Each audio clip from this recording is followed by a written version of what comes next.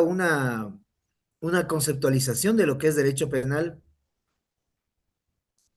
¿No? Sí, no, más o menos. Buenos días, profesor.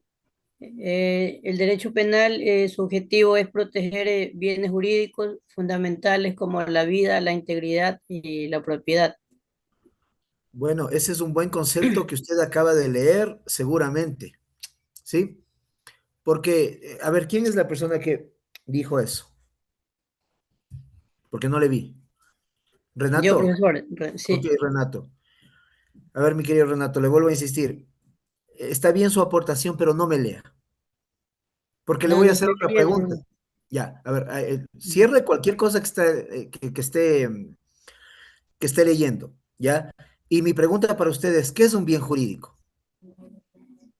El bien, el bien jurídico son, por ejemplo, cuando uno tiene que seguir el caso y saber defender en este caso, a la persona que uno le va a defender para poderle sacar adelante en el caso, ¿quién dice?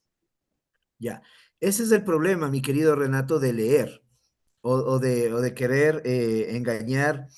Bueno, no, no digo engañar, sino de leer, porque al momento en que yo le hago la pregunta de qué es un bien jurídico, usted trastabilla, ¿no? Usted trastabilla.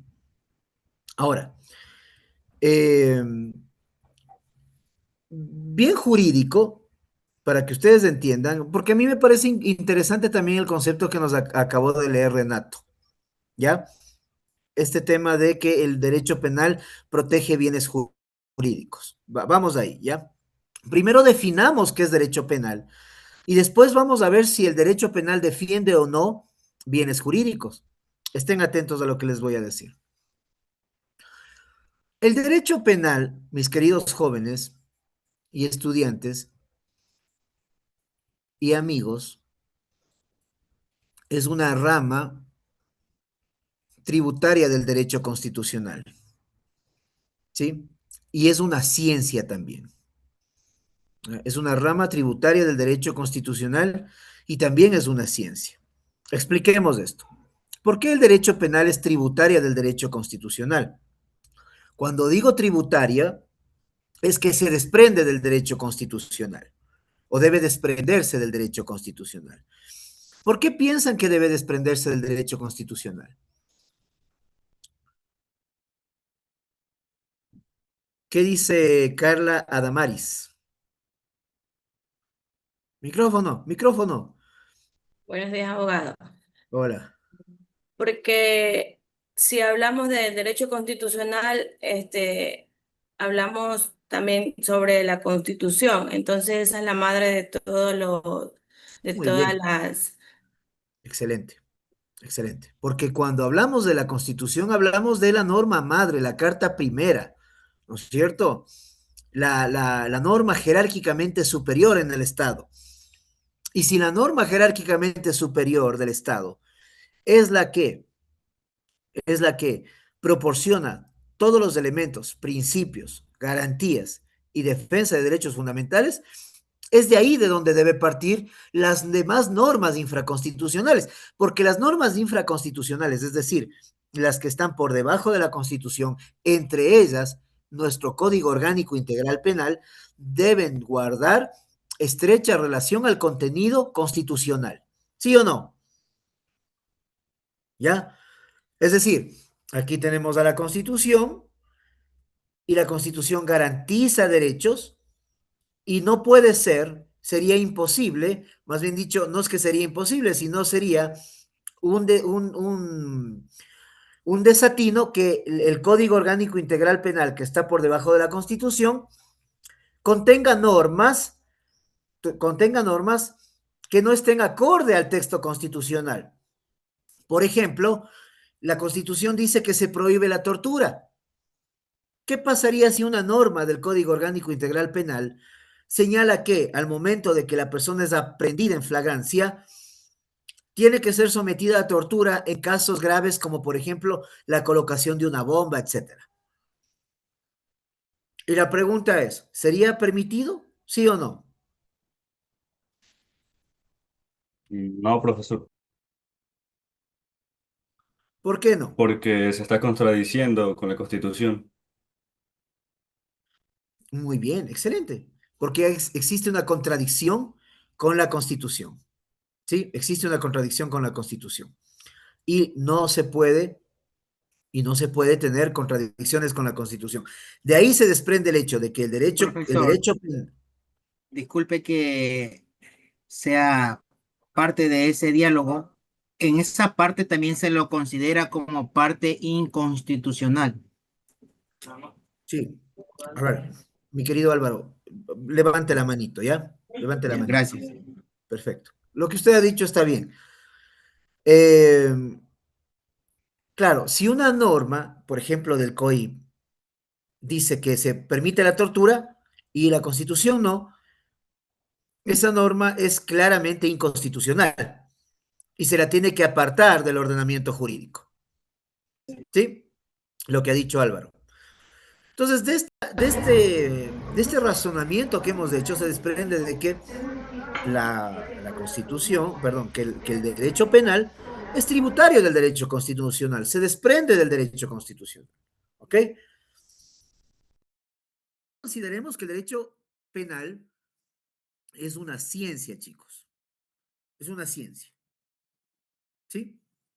Es una ciencia porque se crea respetando el método científico. Es una ciencia social, pero responde a los lineamientos del método científico.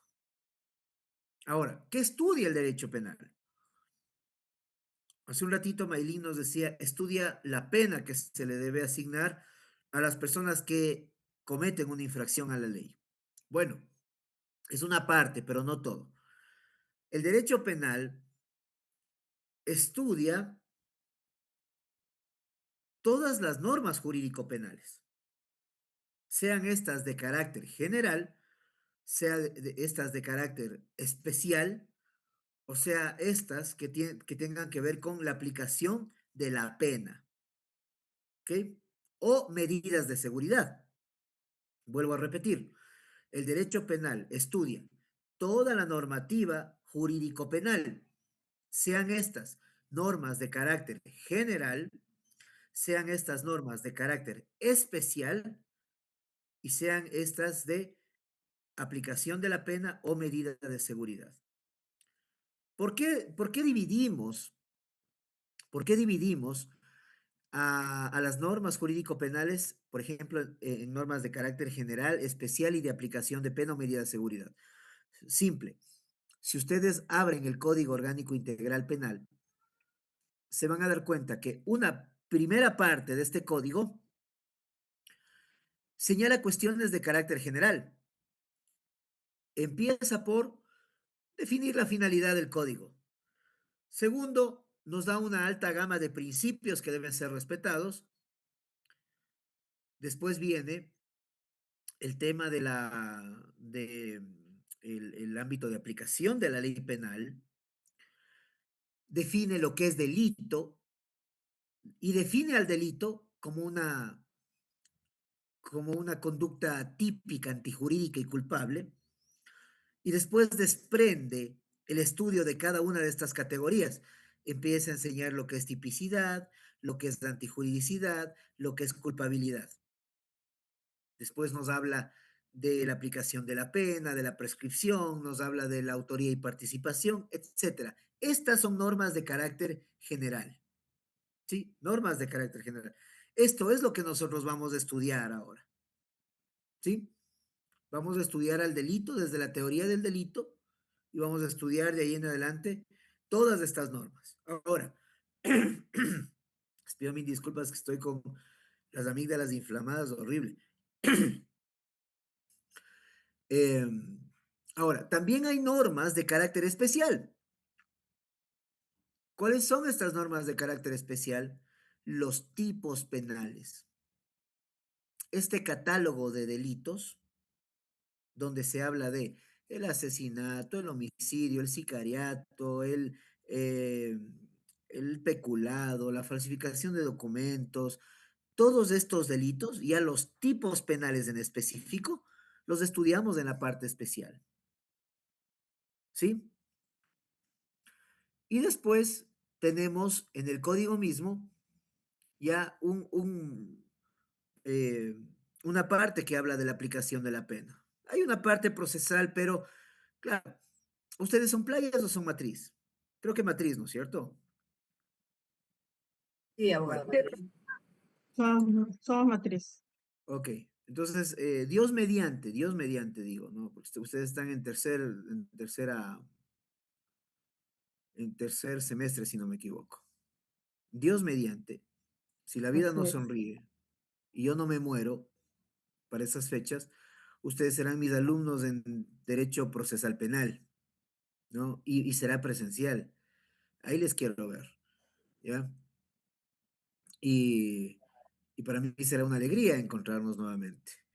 Pero bueno, claro, la parte procesal del código la vamos a dejar de lado. Simplemente nos vamos a entender dentro de este concepto de derecho penal que existe una una parte general, una parte especial y una parte de la aplicación de la pena o medida de seguridad. Eso es lo que estudia el derecho penal, dentro de esta conceptualización que estamos haciendo. ¿Sí? Hasta aquí. ¿Alguna pregunta? Sí, profesor, que repita de nuevo lo que dijo de derecho, los tipos de derecho penal. Bueno, no es que he dicho los tipos de derecho penal, dije los tipos penales, ¿no? Los tipos penales. La parte especial del código estudia los tipos penales, ¿sí? La parte especial estudia los tipos penales o catálogo de delitos. ¿Por qué les llamamos catálogo de delitos? Bueno, claro, cuando, por ejemplo, ustedes a un, van a comprar, por ejemplo, por el internet, hay muchos de estas tiendas que les dan un catálogo, le dicen, le mando el catálogo para que usted vea. Ah, sí, que quiero una crema, quiero un splash, quiero un perfume, quiero unas sombras, quiero un delineador, etcétera, ¿no? Lo digo porque mi esposa hace eso, ¿verdad? Y claro, está catalogado cada producto. Asimismo, los tipos penales están catalogados de esta forma, ¿sí? Siguen un orden específico, ¿ya? Delitos contra la vida, delitos contra la integridad, delitos contra el patrimonio, delitos contra el patrimonio del Estado, delitos contra la seguridad del Estado, delitos de esto y delitos del otro. Es un catálogo. Y dentro de estos catálogos encontramos el homicidio, el asesinato, el femicidio, etcétera, etcétera. Eso lo compone la parte especial. No sé si me están entendiendo. ¿Me van entendiendo? ¿Sí o no? Sí, profesor. Ya. Si alguien no me entiende, por favor, me lo dice sin ningún problema. ¿Ok? Eh, a ver, voy a pedir por última vez que las personas que están con la cámara apagada, a excepción de las dos personas que me pidieron autorización, prendan o les saco de la clase. ¿Ya? Bien. Disculpe, abogado, buenos días. Es que yo tuve un poquito de inconveniente con la luz, por eso recién ingresé a clase. Ya, está bien, pero prenda la cámara. ¿Listo? ¿Está prendida? No, no, yo entiendo, pero manténgala así. Bien. Em, ahora, dentro de esta conceptualización de derecho penal, también debemos decir que el derecho penal tiene una función, limitar el poder punitivo del Estado. ¿Sí? Limitar el poder punitivo del Estado. Alguien, por favor, que me lea el artículo 1 del Código Orgánico Integral Penal.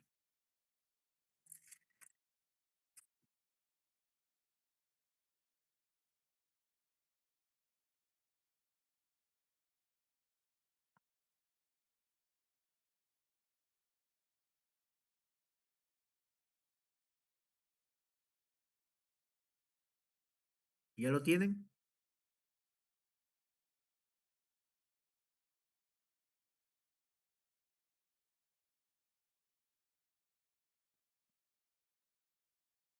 Finalidad.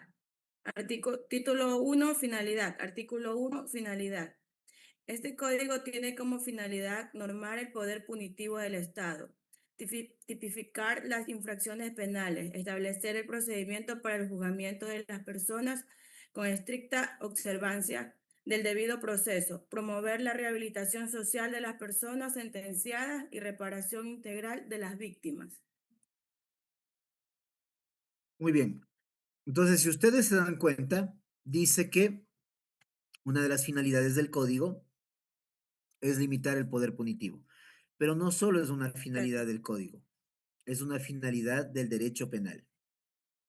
¿Sí? ¿Esto les enseñó el doctor Wasbrook? ¿Sí o no?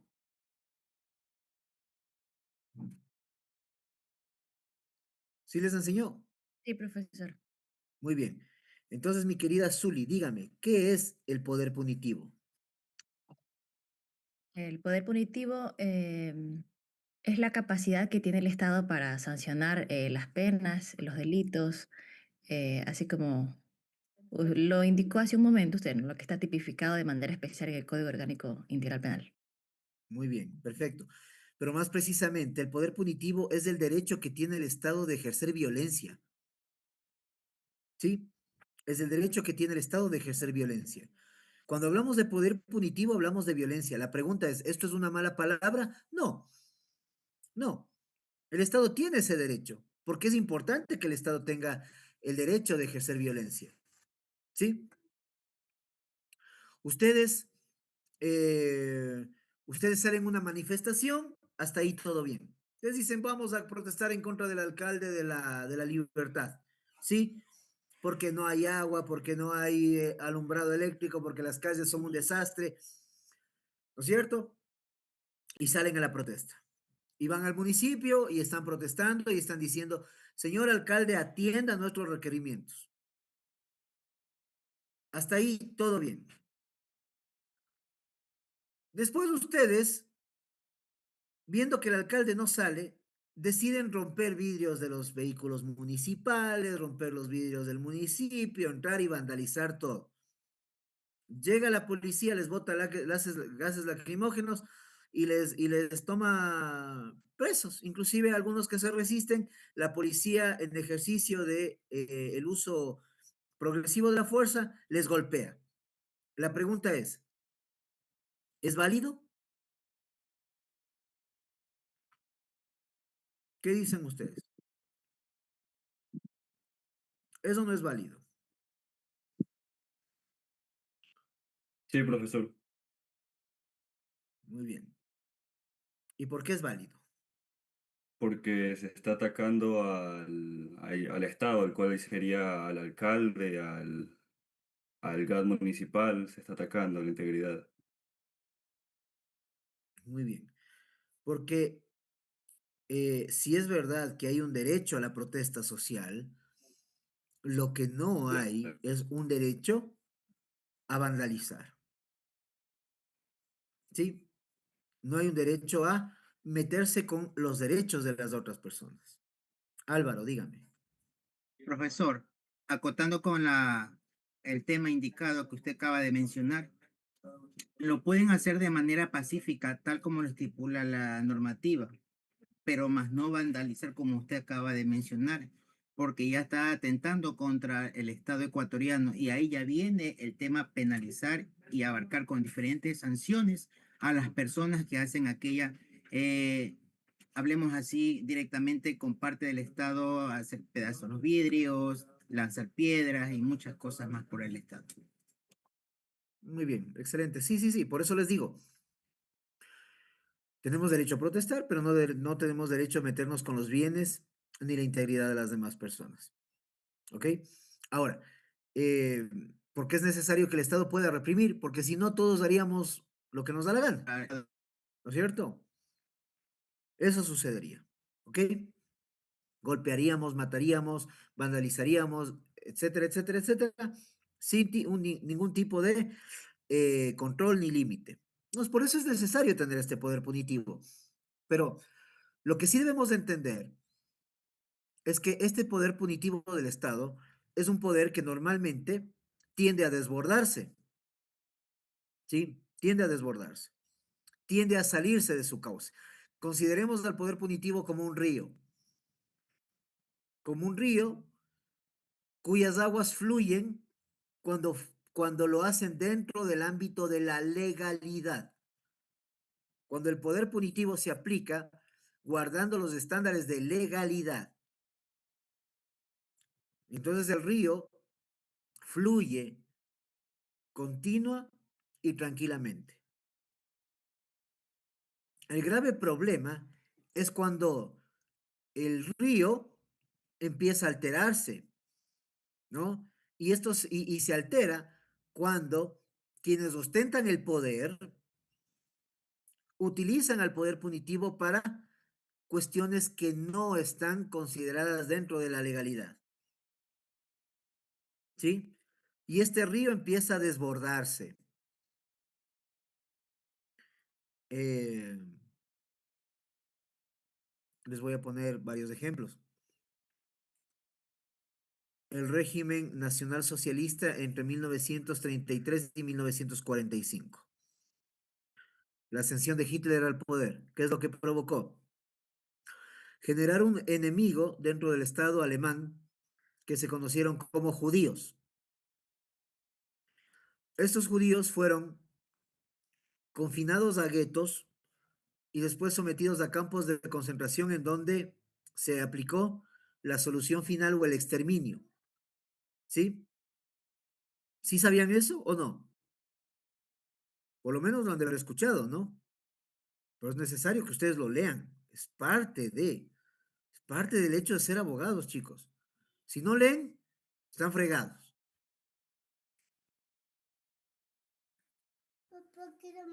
Ya, después, espérele a la mamá, no moleste. Eh, Fueron exterminados, perseguidos, y eso fue un desbordamiento del poder punitivo. En la Chile, después del derrocamiento de Allende, tomó el poder Pinochet y de la misma forma fueron perseguidas todas aquellas personas que se consideraban estaban ligadas al comunismo, perseguidos estudiantes, desaparecidos, se les metía al Estadio Nacional de Santiago, y se les fusilaba, ¿sí? Es decir, esto que se considera como ejecuciones extrajudiciales, desbordamiento del poder punitivo. En la dictadura militar de Videla, en Argentina, de la misma forma, desaparecidos, perseguidos, asesinados, torturados. Eso es un desbordamiento del poder punitivo. En la Venezuela de Chávez,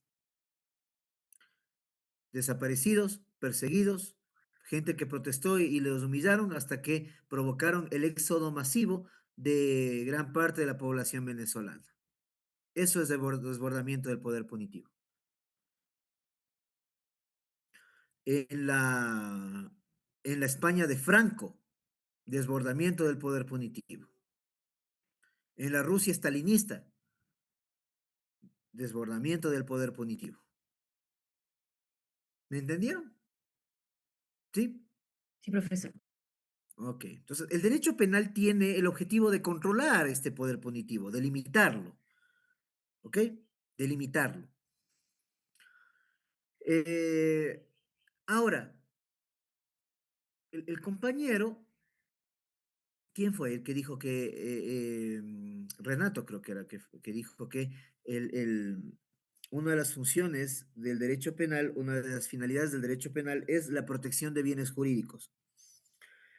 Bien, desde el punto de vista del Código Orgánico Integral Penal, sí, el derecho penal protege bienes jurídicos. Esta es una concepción que proviene del derecho alemán. Ya a primeros años, en los primeros años del siglo pasado, el siglo XX, Frank von Liszt, un tratadista alemán, él ya hablaba respecto de que existen bienes jurídicos necesitados de protección, ¿ya? Em, y de ahí en adelante la tradición alemana en el ámbito penal eh, avanzó con esta idea de que el derecho penal protege bienes jurídicos. Entonces, lo primero que tenemos que definir es qué es un bien jurídico, ¿ya? Y el bien jurídico es un interés propio, es un interés que toda, claro, no digo que es uno solo, ¿no? Hay un cúmulo de intereses que se llaman bienes jurídicos. Pero estos bienes jurídicos son propios del ser humano, son propios de la condición de seres humanos y son propios eh, con el objetivo de que nosotros podamos desarrollarnos como seres humanos, ¿sí? Y estos intereses tienen que ser protegidos porque siempre van a estar necesitados de protección, siempre, siempre van a estar necesitados de protección. ¿Cuáles son estos bienes jurídicos? La vida, la salud, la integridad, el honor, el patrimonio, ¿ya? Y así con un montón de bienes jurídicos, ¿sí? Con un montón de bienes jurídicos. Vuelvo a repetir, los bienes jurídicos son estos intereses que son necesitados de protección, ¿no? Y se pueden dividir en varios bienes jurídicos: vida, salud, integridad,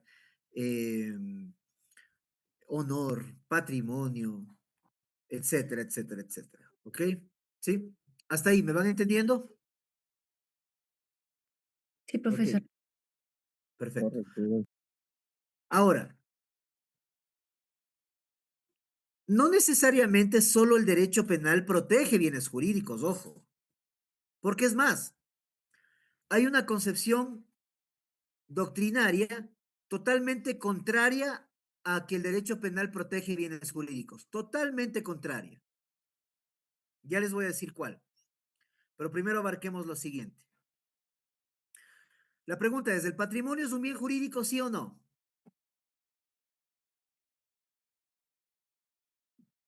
¿Sí o no? Sí, Sí, Sí, sí es un bien jurídico. La pregunta es, ¿el derecho civil puede proteger este bien jurídico patrimonio? Sí, sí, Muy bien. sí, correcto. ¿El derecho penal puede proteger este bien jurídico que es el patrimonio? Sí. No. Sí. como última instancia. Muy bien, perfecto, como última instancia. Muy bien. Porque si alguien se viene y se mete a mi casa y no quiere salir de ahí, ¿ah? Digamos que yo tengo una casa para vacacionar ahí en Santa Elena y viene una persona y se me mete a la casa y yo llego y le encuentro y le digo, oiga, esta no es su casa, salga de mi casa. Y él me dice, qué pena, sáqueme. ¿Ah? Yo me pongo a pensar y digo, a ver, ¿qué puedo hacer? ¿Contrato 20 matones a que le saquen? No puedo hacer eso porque yo no actúo de esa forma. Me voy al ámbito civil y someto esto a una demanda de reivindicación, ¿sí? Y va a ser un juez que le diga, oiga, salga, porque esa casa no le pertenece, porque este señor tiene título de propiedad, pues, ¿sí? Ahora, ¿puede suceder lo mismo con violencia? Claro. Puede ser que yo esté en mi vehículo, del cual yo tengo la propiedad, y puede ser que me intercepten 10 delincuentes, me apunten con armas y se me lleven el vehículo. ¿Hay una diferencia entre el primer ejemplo y el segundo? ¿Sí o no? Sí, Claro, el bien jurídico es el mismo, el patrimonio. Pero el segundo ejemplo nos acerca a, al hecho de que mi patrimonio me fue desprendido con violencia. Y eso ya se considera un interés que debe ser protegido por el derecho penal. Porque ustedes dijeron algo importante. Al derecho penal se lo utiliza como la última opción.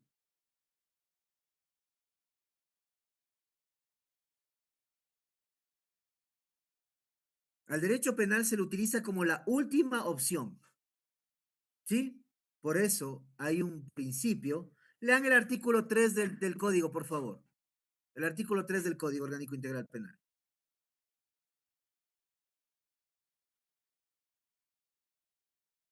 Principio de mínima intervención. La intervención penal está está legitimada siempre y cuando sea estrictamente necesaria para la protección de las personas.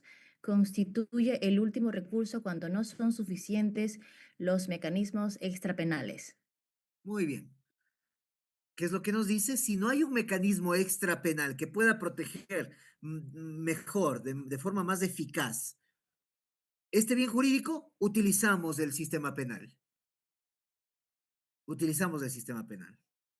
¿Sí me van entendiendo? ¿Sí? Maylin Mendoza, ¿sí? Perfecto. Sí, profesor. Ya. Ahora, la pregunta es, ¿el derecho penal en realidad protege bienes jurídicos? Bueno, ¿algo quiere decir usted, Galo? No, es que estoy de acuerdo con lo que está diciendo el profesor, porque lo que se trata de evitar hasta el final es una condena, pues, ¿no? Porque justamente está poniendo el ejemplo de que se lo toma como en consideración al final, lo último, ya utilizar el derecho penal para proteger bienes privados y jurídicos. Sí, usted tiene razón en lo que dice. Es más, mire, tanta razón tiene usted, mi querido Galo, que en este país nosotros deberíamos encontrar formas distintas de llegar a resolver los conflictos patrimoniales, por ejemplo. Pero si Galo me dice a mí, doctor, yo tengo una oficina de viajes, una agencia de viajes. ¿Quiere irse de viaje a los Estados Unidos? Ay, qué chévere, Galo. Muy bien, perfecto. Ya, doctor, solo entrégueme $3,000. Yo le entrego mis $3,000. Luego ocurre que Galo no ha tenido ninguna agencia de viajes, ¿sí? Pero él me dio flyers, él me dijo dónde estaba ubicada. Yo no fui nunca porque yo confiaba en Galo, ¿sí? La pregunta es, ¿se ha cometido un delito, sí o no? Sí, porque hay un dolo. ¿Sí, porque qué? Hay un dolo ahí por un engaño. Ya, hay dolo. Bueno, más hay dolo y hay engaño, ¿no? O hay engaño o hay dolo, pero este delito se conoce como estafa y la estafa siempre es dolosa, ¿sí? Em, y la pregunta es, ¿a mí me interesa mandarle preso a Galo o me interesa que me devuelva mis $3,000? El dinero, que es el El patrimonio de la dinero. persona. A mí no me interesa si Galo va o no preso. A mí, estando Galo preso, no me devuelve lo que yo le di, ¿sí? Y con este ejemplo, trato de decirles que no todos los delitos, por más que exista un engaño, por más que se hayan hecho con dolo y todo lo demás, merecen el hecho de que todo el tiempo se utilice el sistema penal para resarcirlo. Un político, por ejemplo, un político que roba millones de dólares, ¿nos interesa que se pudra en la cárcel o que devuelva la plata? Que se reivindique el Pero bueno, dinero. Que devuelva la plata, ¿no? Porque en ese caso se debería elevar la pena. A ver, el político que comete peculado, va, qué sé yo, 80 años a la cárcel, se le acaba la vida en la cárcel, a menos que devuelva el patrimonio y en ese caso la pena se reducirá enormemente. Puede ser que pague solo 10 años de cárcel. Que para mí sería una salida increíble, porque a mí no me interesa nada que Jorge Glass se esté pudriendo en la cárcel, a mí me interesa que el tipo devuelva lo que robó. Eso me interesa. Él sale este tipo del cual yo sé, ya, esto ya les digo con conocimiento de causa, yo sé cómo robó, yo sé cómo se aprovechó de los fondos públicos, ¿sí? Lo sé. Ya les he de contar por qué lo sé. Pero, ¿qué es lo que me interesa a mí como ciudadano? Oye, devuelve los millones de dólares que te llevaste. Sale ante la cámara diciendo, jueces, yo me muero de hambre, me cuesto con hambre, me levanto con hambre. Bueno, pues, entonces llega un acuerdo y redúcete la pena, pero devuelve lo que robaste, ¿no? Es lo que me interesa a mí, ¿ya? Bien, ahora volvemos a la pregunta. ¿El derecho penal protege o no protege bienes jurídicos? Jacobs, este tratadista, que para mí es uno de los genios más grandes del derecho penal, Gunther Jacobs se llama él dice, el derecho penal no protege bienes jurídicos. El derecho penal no es un escudo que repele las balas, ¿no? El derecho penal no es un campo de fuerza que evita que se dañen bienes jurídicos. Porque Jacobs dice, eh, el derecho penal actúa cuando el bien jurídico ya fue violentado, cuando el bien jurídico ya fue lesionado. Ahí actúa el derecho penal, ¿sí? Eh, vengo yo, le disparo en la cabeza a nuestra querida Zuli Hualpa y la pregunta es, ¿el derecho penal la protegió? No, el derecho penal llega tardíamente a esta protección. Ya el cuerpo de Zuli está tirado en el piso, ya no hay nada que hacer. Ahí recién va a actuar el derecho penal, porque va a llegar el fiscal, va a llegar la policía, me van a someter a un proceso penal y después yo voy a tener que ir a pagar una pena. Voy a tener que ir a pagar una pena, una condena. La pregunta es, ¿le defendió el derecho penal? No. Jacobs dice, el derecho penal no tiene la capacidad para proteger bienes jurídicos. El derecho penal actúa tardíamente a esta protección. Pero lo que sí dice Jacobs es que lo que hace el derecho penal o la finalidad del derecho penal es eh, reafirmar la vigencia de la norma, reafirmar la vigencia de la norma penal. Porque el delincuente, cuando mata, lo que está diciendo, el acto comunicativo que está dando, es, para mí, no aplica la norma penal. Por eso yo puedo matar. ¿Sí? El delincuente dice, para mí no aplica la normativa penal. Por eso puedo matar, por eso puedo violar, por eso puedo traficar drogas, por eso puedo hacerlo uno, puedo hacerlo otro. Lo que hace el derecho penal es que cuando un individuo piensa que para él no aplica la norma, lo que hace es reafirmársele que sí.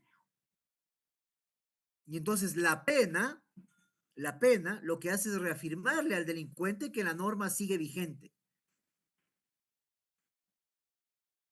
¿Me entendieron o no? ¿Sí, no, más o menos? ¿Alguna pregunta hasta aquí? A ver, vamos a hacer un receso de 5 minutos.